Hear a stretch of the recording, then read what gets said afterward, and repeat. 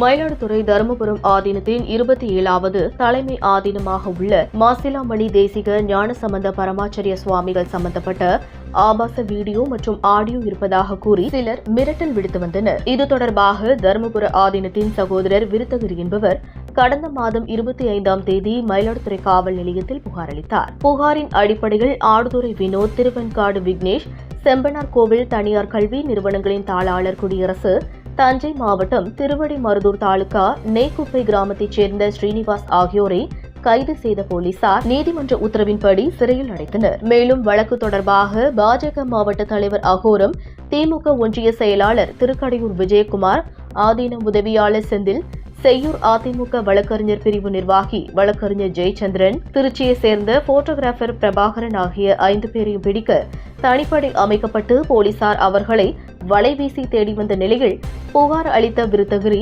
திருக்கடையூர் விஜயகுமார் மீது எந்த தவறும் இல்லை என்றும் ஆதீனத்தின் பிரச்சினைக்கு சமரசம் செய்தார் என்று திருக்கடையூர் விஜயகுமார் ஆதீனத்தின் அறிவுறுத்தலின் பேரிலேயே புகார் அளித்ததால் வழக்கில் இருந்து விடுவிக்க கோரி மாவட்ட காவல் கண்காணிப்பாளர் அலுவலகத்திற்கு விருத்தகிரி மனு அளித்துள்ளார். இதேபோன்று ஆதீனத்தின் உதவியாளர் செந்தில் மீதும் இந்த வழக்கு தொடர்பாக எந்த சம்பந்தமும் இல்லை என மனு வழங்கப்பட்டதாக கூறப்படுகிறது. இதற்கிடையே தற்பொழுது சிறையில் உள்ளவர்களின் ஜாமீன் மனுக்கள் தொடர்ந்து நிராகரிக்கப்பட்டு வந்த நிலையில் தலைமறைவாக இருந்த பாரதிய ஜனதா கட்சியின் மாவட்ட தலைவர் அகோரத்தை பிடிக்க தனிப்படை போலீசார் தீவிர தேடுதல் வேட்டையில் ஈடுபட்டு வந்தனர். இந்த நிலையில் நேற்று மும்பையில் அகோரத்தை தனிப்படை போலீசார் கைது செய்தனர்.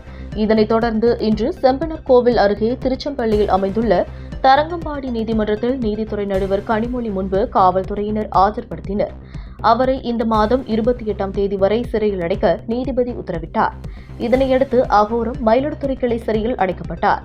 முன்னதாக பாரதிய ஜனதா கட்சியைச் சேர்ந்த நூற்றுக்கணக்கான தொண்டர்கள் நீதிமன்றம் முன்பும் நீதிபதி குடியிருப்பு முன்பும் குவிந்தனர். நீதிபதி குடியிருப்பு முன்பு குவிந்திருந்த 50க்கும் மேற்பட்ட பாரதிய ஜனதா கட்சியினரை காவல்துறையினர் விரட்டி பிடித்து கைது செய்தனர். மேலும் இவ்வழக்கில் மேலும் சிலரை காவல்துறை தேடி வருவதாகவும் தகவல் உள்ளது.